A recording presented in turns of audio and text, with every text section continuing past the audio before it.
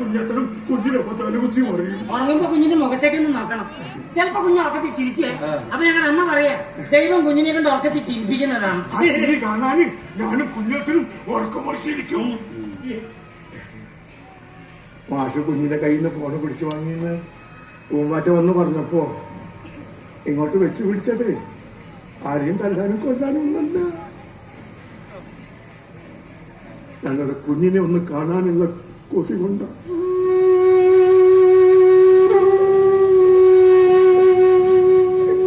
ഒരു കാരണമില്ലാതെ അങ്ങോട്ട് കയറി വരാൻ പറ്റില്ലല്ലോ. കുഞ്ഞിനെ ഞങ്ങളുടെ വീട്ടിലേക്ക് വിടില്ല. വന്നാ പിന്നെ കുഞ്ഞ് തിരിച്ചു പോകൂല. ഉറങ്ങുമ്പോ കാറിനെടുത്തുകൊണ്ട് പോകും. അതെ, ഞങ്ങളുടെ അമ്മയുടെ കൈ കുഞ്ഞിന് കിട്ടിയ ഒരിക്കലാ പൊട്ട് തൊട്ട് പൗഡർ ഇട്ട് കണ്ണെഴുതി മുടിയൊക്കെ ഇങ്ങനെ നനഞ്ഞിട്ട് അമ്മയുടെ കഥയും പാട്ടും കേൾക്കാ കുഞ്ഞിന് എന്ത് ഇഷ്ടാന്നറിയോ? മാഷിനോട് എങ്ങനെ നന്ദി പറയേണ്ടെന്ന് അറിയില്ല. ഞങ്ങളുടെ കുഞ്ഞിനെ കാണിച്ചു തരാന്ന് പറഞ്ഞു. മാഷി ഞങ്ങളുടെ ദൈവം. മാഷിനെ ഞാള് വന്നോട്ടെ.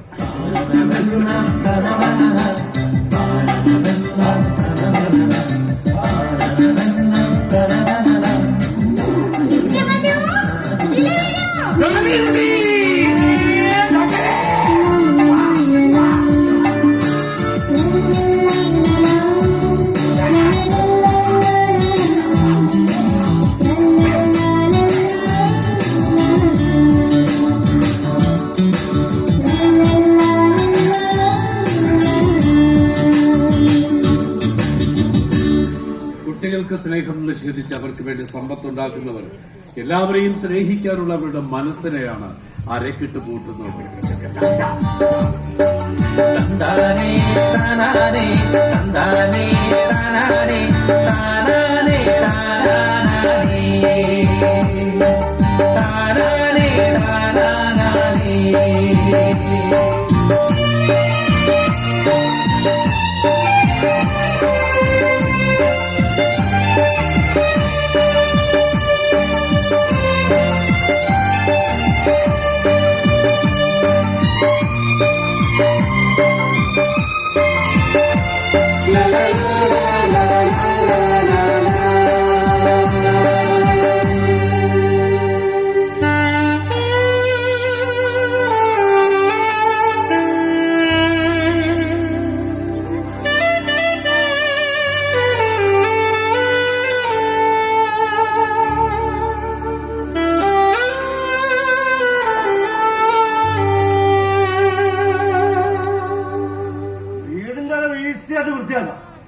വീട്ടിലുള്ളവരുടെ മനസ്സ് കൊടുത്തിട്ട് എടുക്കാനേ കുറെ നമ്പരാൻ വിചാരിച്ച പോലെ നടക്കില്ല. മനസ്സിനെ അഴിക്കാനും അതിന്റെ ഒരു ദുർഗന്ധം ജീവിതത്തിലും അറിയുന്നുണ്ട്. എടി, ഇത് ജാനിമോളുടെ പ്രിയപ്പെട്ട പാവക്കുഞ്ഞാണ്. ജാനിമോളോട് കാണിക്കാത്ത ഉത്തരവാദിത്വമൊന്നും നീ പാവക്കുഞ്ഞിനോട് കാണിക്കണ്ട. മോളുടെ കാര്യത്തിലേ എന്ത് ഉത്തരവാദിത്തമാണ് കാണിച്ചേ? അവളെ CBSE സ്കൂളിൽ ചേർത്ത് പഠിപ്പിക്കണമെന്ന് പറഞ്ഞിട്ട് ഗവൺമെന്റ് സ്കൂളിൽ ചേർക്കണമെന്ന് നിനക്കായിരുന്നല്ലോ നിർബന്ധം. എന്ത് പറ്റി? നിലവാരമില്ലാത്ത അധ്യാപകം കാരണം നമ്മുടെ മോളുടെ പേര് ബ്ലാക്ക് മാർക്കില്ലേ? ഓ, അത് പിന്നെ വെട്ടൊന്നു തുണ്ടം വേണ്ടിയെന്ന നിന്റെ സ്വഭാവം മോളും കാണിക്കാതിരിക്കുന്നുണ്ട്. അതും പൊതുവിദ്യാലയത്തിന്റെ കുഴപ്പമാണ്. ഇവിടുത്തെ സർക്കാർ വിദ്യാലയങ്ങളെ ഹൈടെക് നിലവാരത്തിലെത്തിയിരിക്കുക. അതൊരു മഹിമ മോൾക്ക് നിഷേധിക്കാനാവില്ല. ഗവൺമെന്റ് സ്കൂളിന്റെ കാര്യത്തിൽ നിനക്കുള്ള പൊളിറ്റിക്കൽ ഇൻട്രസ്റ്റ് എന്താണെന്ന് എനിക്ക് നന്നായിട്ട് അറിയാം. പക്ഷേ തൽക്കാലം ആ ടോപ്പിക് ഡിസ്കസ് ചെയ്യാൻ എനിക്ക് താല്പര്യമില്ല. ഉണ്ടാവില്ല. വിവരം വിദ്യാഭ്യാസം ഇല്ലാത്ത ഹിന്ദി മനുവിന്റെയും ഉരുളി മനുവിന്റെയും അനുസരിച്ചിട്ടല്ലേ ഈ ജനശതം വളർന്നു. ഞങ്ങളാണെങ്കിൽ നിന്റെ മനസ്സിൽ പൊതുബോധം ഉണ്ടാവുന്നത്. പെട്ടുപോയി. പെട്ടത് ഞാനാ. നിന്നെ എന്റെ ലൈഫ് പാർട്ണർ തീരുമാനിക്കുന്നതിന് മുമ്പാ നീ കയറി എന്നെ കെട്ടിയതും ഒരു കൊച്ചിനെ തന്നു. അയ്യോ, ഇതുപോലൊരു ബ്ലണ്ടർ എന്റെ ലൈഫിൽ ഇനി ഉണ്ടാവുന്നു. ജാനുമോളുണ്ടായിപ്പോയി എന്നേ നിന്നെ പറഞ്ഞു. ആ പൊയ്ക്കോ. ജാനിമോളെ കരുതുന്ന എന്റെ പണിക്കണം. നിന്റെ കാത്തിരിക്കുന്ന ആരാന്നോ ചവണ എന്നെ കാത്തിരിക്കാനും സ്വീകരിക്കാനും ആൾറെഡി ഇപ്പൊ തന്നെ കൺമണി നീയൻ കരം പിടിച്ചാൽ കണ്ണുകളെന്തിനു വേറെ, എനിക്ക് കണ്ണുകളെന്തിനു വേറെ. കാണാനുള്ളത് കരളിൽ പകരാൻ ഞാനുണ്ടല്ലോ ചാരി കണ്ണ, ഞാനുണ്ടല്ലോ ചാരി. മാഷേ. അമ്മ എപ്പോഴും കൂടെ ഒരു റീൽസ് ചെയ്യണമെന്ന് ജാനിമോൾക്ക് ഭയങ്കര നിർബന്ധം. അതിന്റെ ഒരു റിഹേഴ്സലായിരുന്നു. അതെ അതെ അതെ അതെ. അത് ജാനകിയുടെ ന്യായമായ അവകാശമാണ്. അച്ഛനും അമ്മയും റീൽസിലൂടെയെങ്കിലും സ്നേഹിക്കുന്നത് കാണാൻ ഏതോ മക്കളും ആഗ്രഹിക്കും. അയ്യോ, അങ്ങനെയുള്ള പാരന്റ്സ് ഒക്കെ ഉണ്ടായിരിക്കും. പക്ഷേ ഞാനും വൈശാഖും അങ്ങനെയല്ല. അല്ലേ വൈശാഖ്? അതെ അതെ അതെ അതെ. ഞങ്ങളെ പോലുള്ള ഈ പേരൻസിനെ വളരെ റേറായിട്ട് കാണാൻ സാധിക്കും. എന്താ അഭിനയം? അല്ല, റീൽസിന് വേണ്ടിയുള്ള അഭിനയം നന്നായിരുന്നു എന്ന് പറയുന്നത്. ഇനി നമുക്ക് ജീവിതത്തിലേക്ക് വരാം. ജാനകി ഇവിടെ മോളുറങ്ങ, ഹോളിഡേ അല്ലേ, അതാ പകലുറക്കം. ജാനകി എന്തെങ്കിലും മെഡിസിൻ കഴിക്കുന്നുണ്ടോ?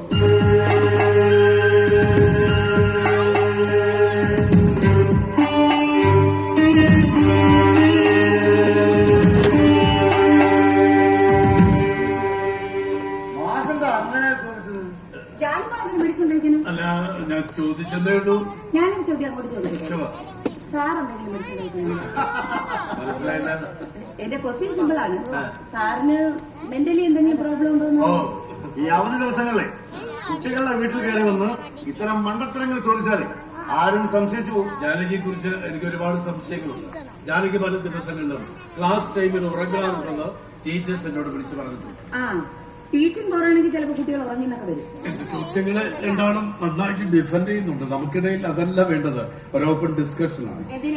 ജാനകിയെ കുറിച്ച് നോക്കൂ, തന്റെ മുന്നിലെത്തുന്ന ഏത് വിദ്യാർത്ഥിക്കും സ്വന്തം കുഞ്ഞിനോടെന്ന പോലെ അറിവും സ്നേഹവും കരുതലും പകർന്നു കൊടുക്കുന്ന ഒത്തിരി അധ്യാപകരുണ്ട് നമ്മുടെ വിദ്യാലയങ്ങളിൽ.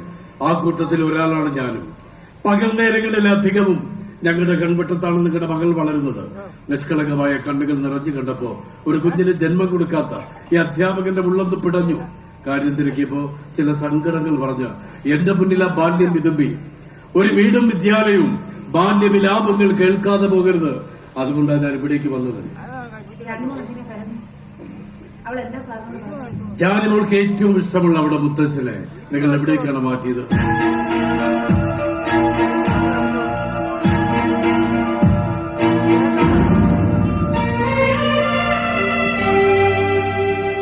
എന്തുകൊണ്ട് അവൾക്ക് നിങ്ങൾ മുത്തച്ഛനെ കാണിച്ചു കൊടുക്കുന്നില്ല? അവൾ കണ്ടുകൊണ്ടിരുന്ന വന്ധ്യ വയോധികൻ എവിടേക്കാണ് അപ്രത്യക്ഷമായത്? പിന്നേക്ക് വെക്കണ്ട, എനിക്ക് പുളത്തരം കിട്ടണം. അന്വേഷിക്കാം. കേസ് കൊടുത്താൽ രണ്ടാളും പെടും. സാർ, ജാനിമോളുടെ മുത്തച്ഛൻ എന്റെ മുത്തച്ഛനാണ്. എന്റെ അച്ഛന്റെ അച്ഛൻ. മുത്തശ്ശൻ ഈ വീട്ടിൽ തന്നെയുണ്ട്. ഞങ്ങൾ അവളോടൊരു കള്ളം പറഞ്ഞു. എന്തിനാ? മുത്തശ്ശനെ കണ്ടാ പിന്നെ അവർക്ക് മറ്റാരും വേണ്ട. ഊണും ഉറക്കവും കളിയും ചിരിയും എല്ലാം മുത്തശ്ശന്റെ ഒപ്പം. അതിലെന്താ ഒരു തെറ്റ്? ഈ വയ്യാത്ത മുത്തശ്ശനിൽ നിന്ന് അവർക്ക് എന്തെങ്കിലും അസുഖം പകരുമോ എന്ന് പേടിച്ചിട്ടാണ് ഈ അകറ്റി നിർത്താൻ ശ്രമിച്ചത്. ഞങ്ങളായിട്ട് അകറ്റി നിർത്തിയതൊന്നും അല്ല. മുത്തശ്ശൻ തന്നെ ജാനിമോള് കാണാതെ വീട്ടിനുള്ളിൽ ഒളിച്ചിരിക്കുക. അതെന്തിന്? അത് മുത്തശ്ശനാണ്. എനിക്ക് മുത്തച്ഛനൊന്ന് കാണാൻ പറ്റുമോ? ഇല്ല, ആരെയും കാണുന്നത് മുത്തച്ഛൻ ഇഷ്ടമല്ല. ജാനകി ഒന്ന് കാണാൻ പറ്റുമോ? മോൾ ഉറങ്ങാണെന്ന് പറഞ്ഞില്ലേ? പിന്നെ അവൾ സ്കൂളിലേക്ക് വരുമ്പോ മാത്രമുള്ള കാര്യങ്ങൾ അന്വേഷിച്ചാൽ മതി. ഇങ്ങനെ വീട്ടിൽ കയറി ഒന്ന് കുട്ടികളുടെ കാര്യങ്ങൾ അന്വേഷിക്കണമെന്നില്ല. മക്കളുടെ കാര്യങ്ങൾ രക്ഷിതാക്കൾ നോക്കണം. നോക്കിയേ പറ്റൂ. ജാനിമോള് മാഷെ കല്ലെറിഞ്ഞത് മാഷ് ക്ഷമിച്ചു. പക്ഷേ കൊച്ചിനെ പറ്റി തെറ്റ് മനസ്സിലാക്കാതെ അധ്യാപകന് നേരെ നിങ്ങൾ മോശമായി പെരുമാറിയതിനെ പറ്റി സ്റ്റാഫ് മീറ്റിംഗ് വരെ ചർച്ച ചെയ്തിട്ടുണ്ട്. അടുത്ത PTA മീറ്റിംഗിൽ ജാനകിയുടെ പാരന്റ്സ് നിർബന്ധമായും പങ്കെടുക്കണമെന്നാണ് ടീച്ചേഴ്സ് എന്നോട് ആവശ്യപ്പെട്ടത്. എന്റെ പൊന്ന് സാറേ, ഞങ്ങളുടെ കുഞ്ഞിനെ അവിടെ ചേർത്ത് പോയത് കൊണ്ട് ഞങ്ങൾ എങ്ങനെ ബുദ്ധിമുട്ടിക്കരുത്. ഒറ്റ നിർബന്ധത്തില മോളെ അവിടെ ചേർത്തത്. സാറേ, അത് ഇങ്ങനെ ഒരു തലവേദനയാകുമെന്ന് ഞാനും വിചാരിച്ചില്ല. ജാനിമോൾ ഭാവിയിൽ നിങ്ങൾക്കൊരു തലവേദനയാകാതിരിക്കാൻ വേണ്ടിയാ പറയുന്നത്. 14 വയസ്സുള്ള കുട്ടികൾ അധ്യാപകന് നേരെ വിരൽ ചൂണ്ടി കൊലവിളി നടത്തുന്ന നിങ്ങളും കണ്ടു കാണുമല്ലോ. അതവരുടെ കുറ്റമല്ല. പാഠപുസ്തകത്തിൽ നിന്ന് കിട്ടാത്ത പാഠങ്ങൾ കുഞ്ഞിലെ അവർക്ക് പറഞ്ഞു കൊടുക്കാത്ത രക്ഷിതാക്കളുടെ കൂടെ പിടിപ്പുകേട. കുട്ടികൾക്ക് നാടിനോടും വീടിനോടും ഇമോഷണൽ അറ്റാച്ച്മെന്റ് ഉണ്ടാകണമെങ്കിൽ പേരന്റിംഗ് നന്നാകണം.